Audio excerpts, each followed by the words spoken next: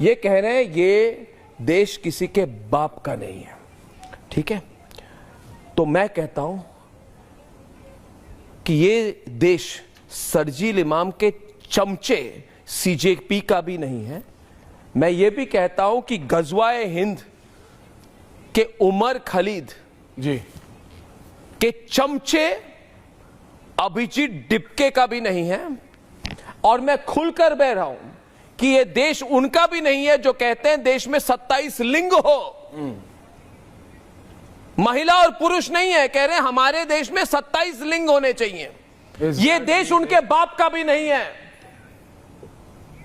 आप सुन रहे हैं मेरी बात?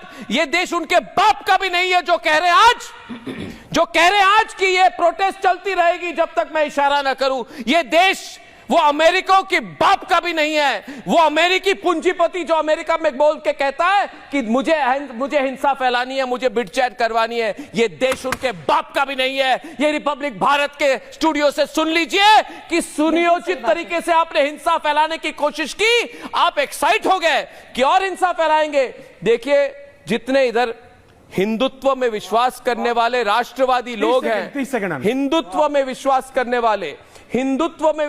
करने वाले राष्ट्रवादी लोग जितने इतने देश में हैं, वो कभी नहीं कहते ये देश हमारे बाप का है। वो यही कहते हैं ये देश हमारे सबका है। ये बाप वाली लैंग्वेज आप मेरे स्टूडियो में यूज ना करें। ये बाप का नहीं है। हमने नहीं कहा कि ये देश हमारे बाप का है। सुनिए, मगर आम आदमी पार्टी के लोग भी सुन ले और देश की सारी जनता सुन ले कि अमेरिका से भेजे गए ये CIA के दलाल जो वहां पे नरेंद्र मोदी को गाली दे रहे थे, ये देश उनके बाप का भी नहीं है और ना उनके बाप का कभी था, ना उनके बाप का कभी होगा। सुन लीजिए, आप ज्यादा एक्साइट मत हो जाइए।